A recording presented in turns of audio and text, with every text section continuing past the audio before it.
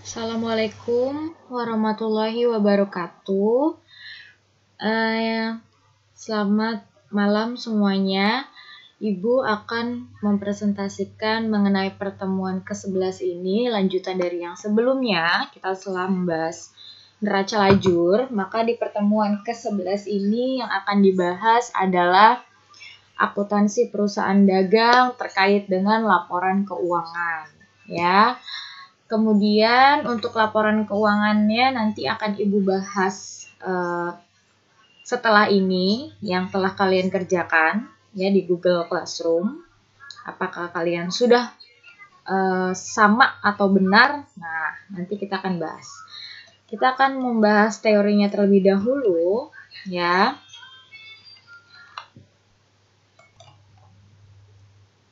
Oke, untuk laporan keuangan perusahaan dagang, ya, di sini dikatakan jenis laporan keuangan perusahaan dagang pada umumnya sama dengan perusahaan jasa. Jadi sama ya, ada laporan laba rugi, ada neraca, laporan perubahan modal. Nah, nanti kita lihat apa sih yang membedakan, karena nanti di situ kita akan mengenal yang namanya ada HPP yang masuk dan persediaan barang dagang. Sebelumnya di perusahaan jasa tentunya kita nggak akan kenal yang namanya persediaan barang dagang karena memang perusahaan jasa itu hanya yang dijual itu bersifat servisnya aja gitu ya. Jadi tidak ada yang namanya barang dagang. Kemudian tidak ada yang namanya harga pokoknya, harga pokok penjualannya. Nah, nanti kita akan bahas itu. Untuk si HPP ini harga pokok penjualan ya. Nah, harga pokok penjualan ini kita bisa mendapatkannya dengan rumus persediaan barang dagang yang di awal gitu ya. Persediaan barang dagang di awal. Nah, ditambah pembelian bersih. Pembelian bersih ini bisa dicari dari pembelian ditambah dengan biaya angkut pembelian. Gitu ya. Kemudian dikurangin persediaan akhir ya. Yang mana nanti kita harus mengurangi retur pembelian terlebih dahulu ya, yang terkait dengan pembelian bersih, ditambah potongan pembelian jika ada, baru nanti dikurangin si persediaan akhir. Jadi kalau misalkan dibuat seperti ke bawah gitu ya, dibuat secara ke bawah, ini kan kalau ke samping ya. Nanti tinggal kalian buat persediaan barang dagang awalnya berapa, ditambah pembelian bersihnya harus dicari terlebih dahulu ya, mulai dari sini sampai sini.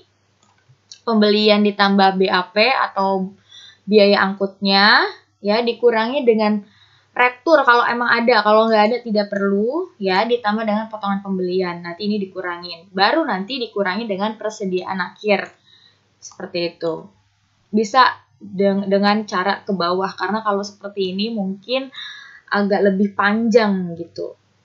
Nah, kemudian untuk rumus laba kotor ya, laba kotor bisa kita cari dengan melakukan penyelisihan gitu, selisih. Berapa sih penjualan bersih kita dikurangi dengan si HPP gitu ya.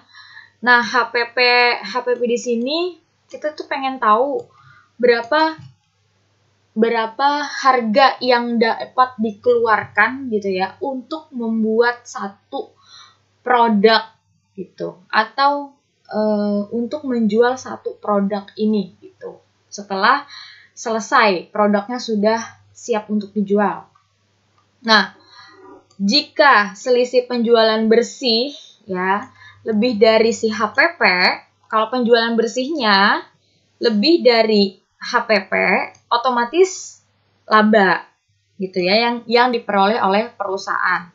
Tapi kalau penjualan bersihnya kurang dari si HPP atau harga pokok penjualan, otomatis kita mengalami kerugian. Nah, itu yang tidak diinginkan sama semua perusahaan tentunya.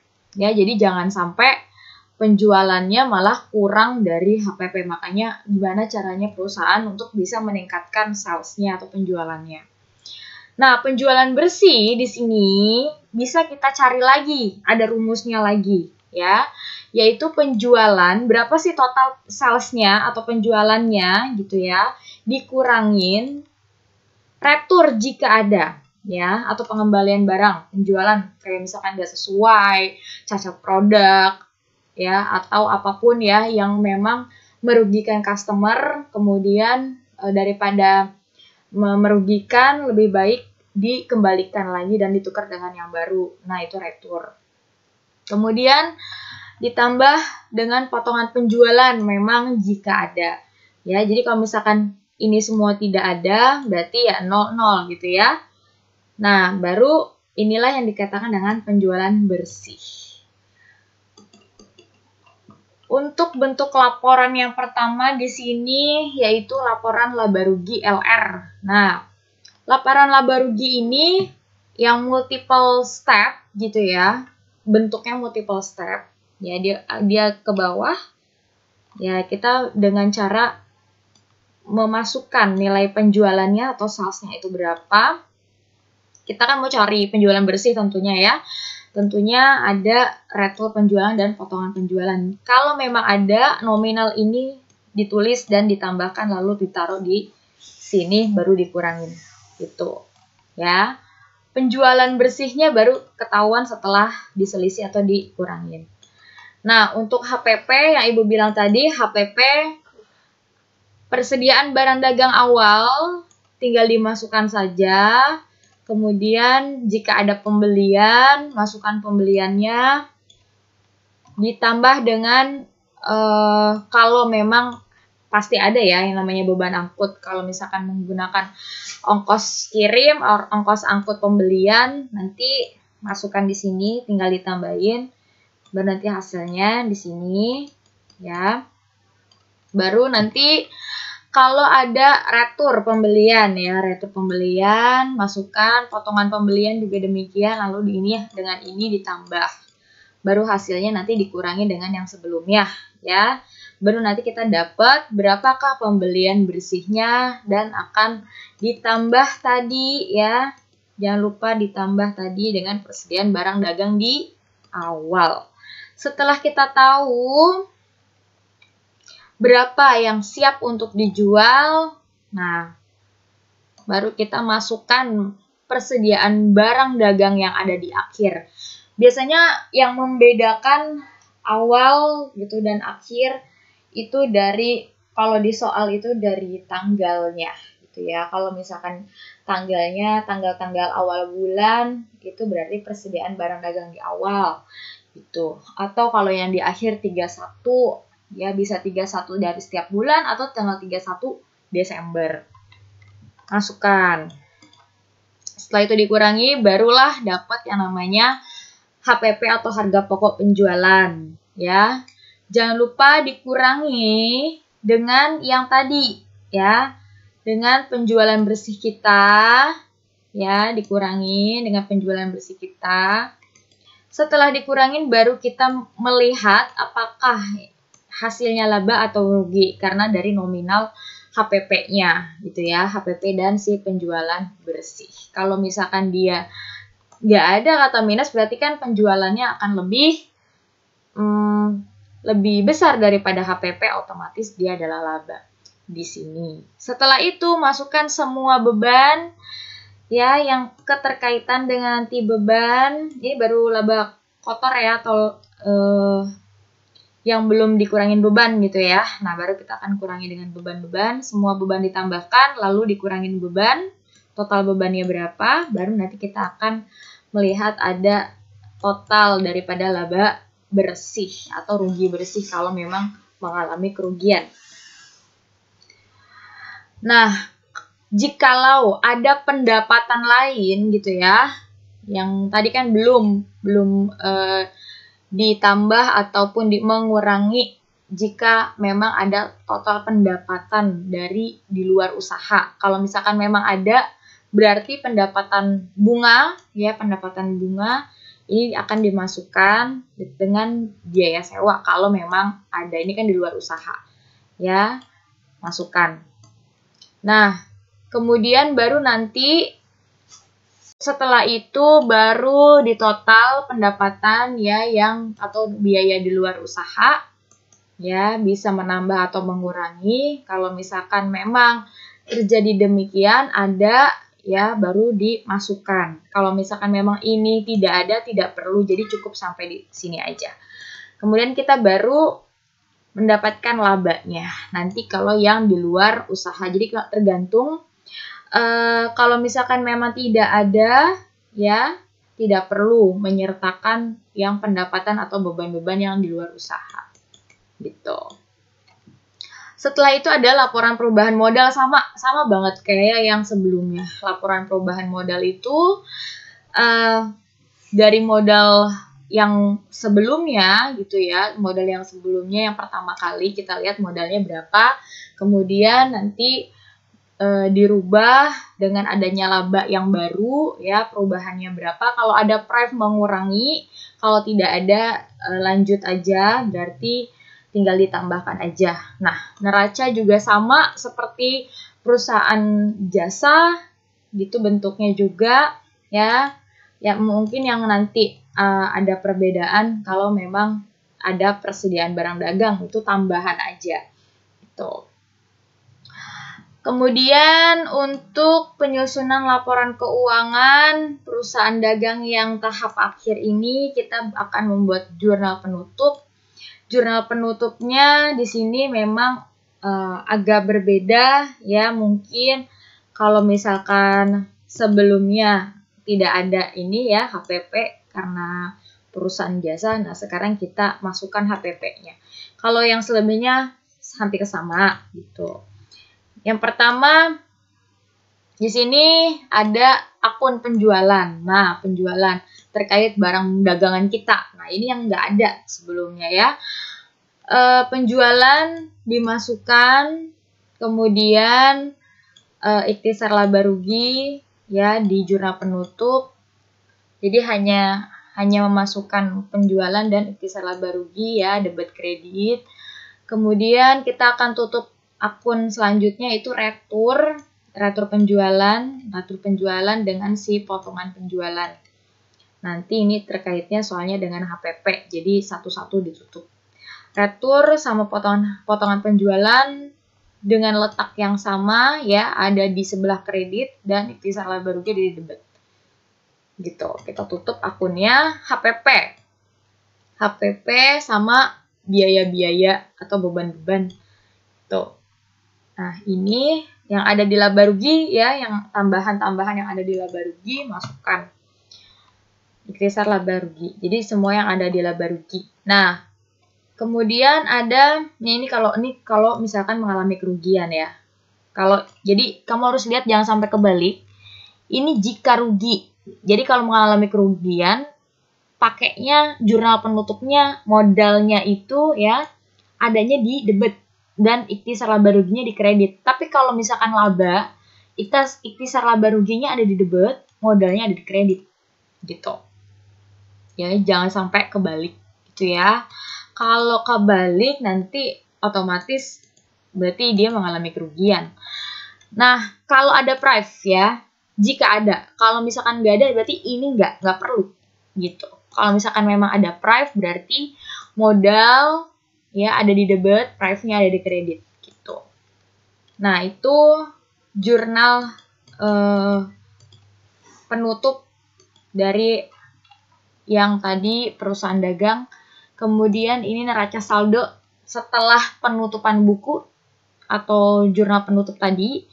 Nanti ada neraca saldo ya terkait dengan semua akun-akun yang memang memerlukan neraca saldo di luar daripada laba rugi masuk ke sini semuanya.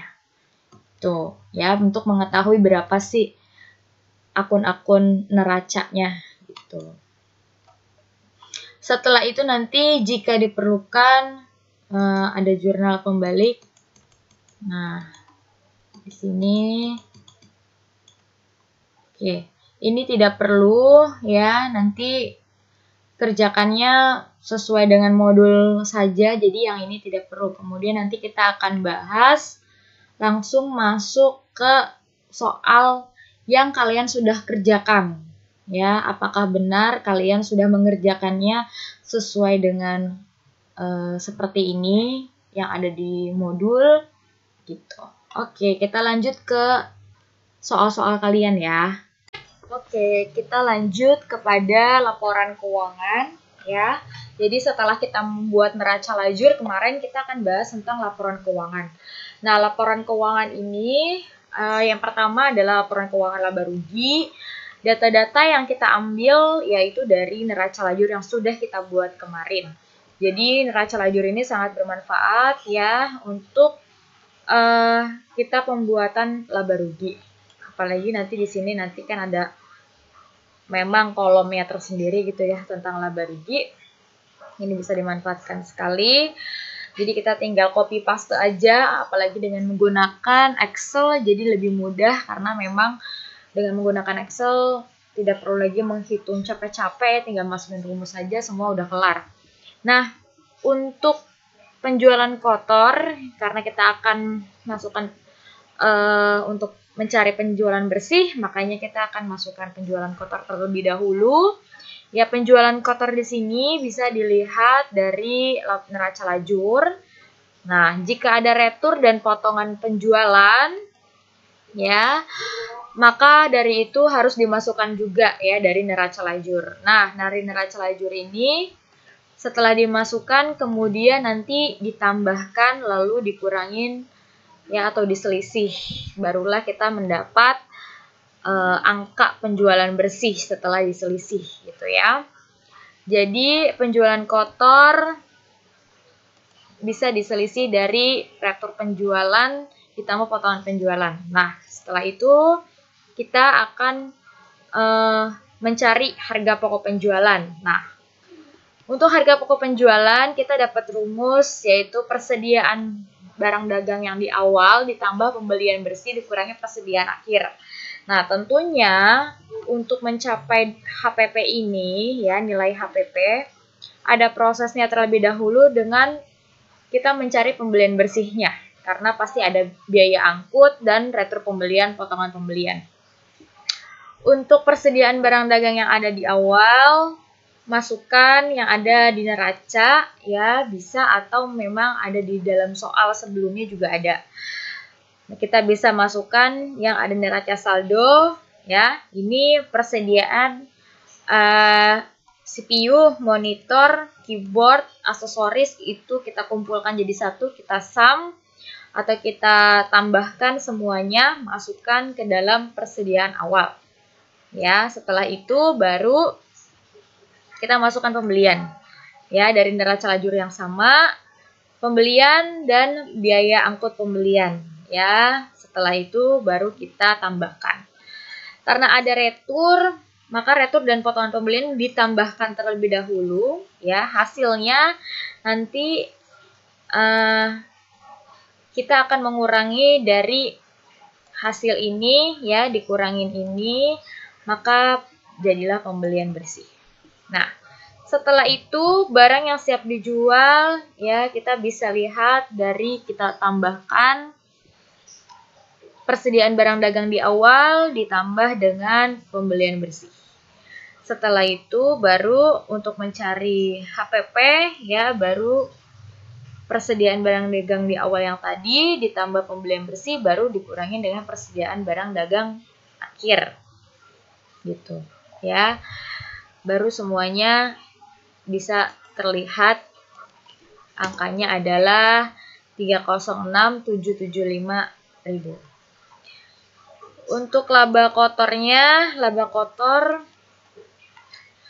kita bisa lihat ya dari penjualan bersihnya kita kurangin dengan si HPP. Jadi kalau misalkan nilai daripada penjualan bersihnya ini kurang dari HPP, otomatis di sini minus ya, dan ini adalah rugi. Tapi kalau misalkan ininya lebih besar dibanding HPP-nya, ya otomatis kita mendapatkan laba gitu. Ini baru laba kotor. Nah, kita belum menguranginya dengan yang lain ya. Kita lihat ada biaya-biaya di sini ya. Jangan lupa untuk memasukkan biaya-biaya atau beban-beban ya. Nah, semua bisa di copy paste aja dari neraca lajur sebelumnya ya. Dilihat di kolom yang laba rugi. Nah, beban-bebannya atau biaya-biayanya ya. Di sini tinggal dimasukkan mulai dari beban gaji atau biaya gaji sampai dengan penyusutan. Setelah itu masukkan ke dalam sini semua ya.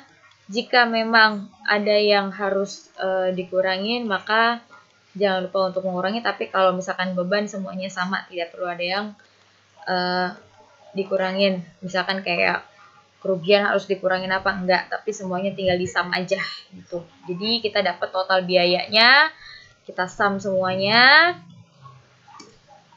Kemudian untuk mencari laba usaha di sini bisa kita kurangin ya dari laba kotornya dikurangin dengan total biaya atau beban operasionalnya. Oke. Setelah itu kalau ada ya, kalau misalkan ada pendapatan sewa, silahkan ya dimasukkan. Jika tidak ada berarti ini 0 ya. Jadi cukup sampai sini. Tapi kalau misalkan ada, mau nggak mau harus dimasukkan juga. Karena di sini ada untuk pendapatan sewa, kita masukkan juga ya pendapatan sewa di sini ya. Tuh, oke, masukkan ya. Kemudian kita masukkan di sini. Setelah itu ya, setelah itu kita tambah semuanya jadi laba bersihnya adalah 202.207.500. Oke. Kita keep, kita coba lihat apakah sama ya. Jadi harus memang sama dengan yang ada di sini gitu. Oke, setelah itu kita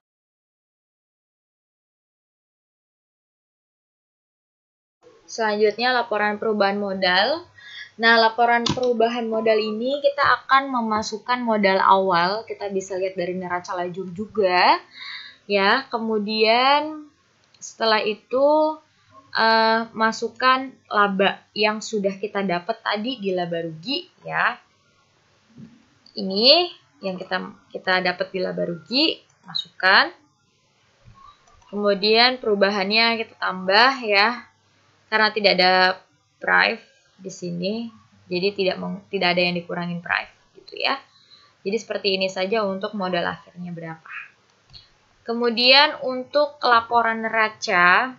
Nah, laporan neraca di sini juga ada, kita coba ini ya, biar warnanya warna-warni, biar terlihat lebih bagus.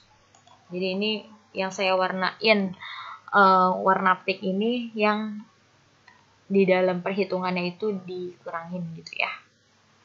Oke, dari aktiva terlebih dahulu kita akan mencari berapa aktivanya ya, dengan menambahkan aktiva lancar dan aktiva tetap. Nah, kita akan masukkan satu-satu aktiva lancarnya terlebih dahulu.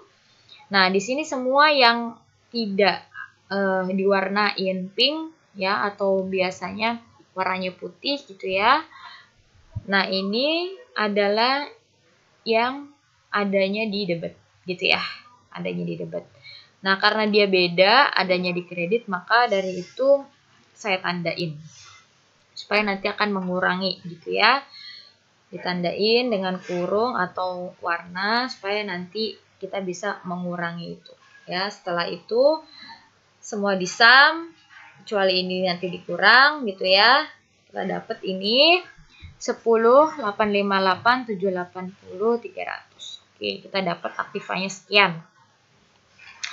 Nah, untuk aktiva tetap juga demikian, kita masukkan ya yang ada di debit ada di debit. Jika ada yang di kredit berarti nanti akan mengurangi seperti ini dan ini karena ini adalah akumulasi. Nah, setelah itu baru kita sum semua karena ini udah pasti akan di minus sendiri ya sama Excel-nya. Nah, kemudian nanti di sum semuanya jadi 9.553.690.000. Oke. Nah, tinggal dari aktiva lancar dan aktiva tetap ini kita tambahkan ya. Dapatlah 20, 412, 470, 300.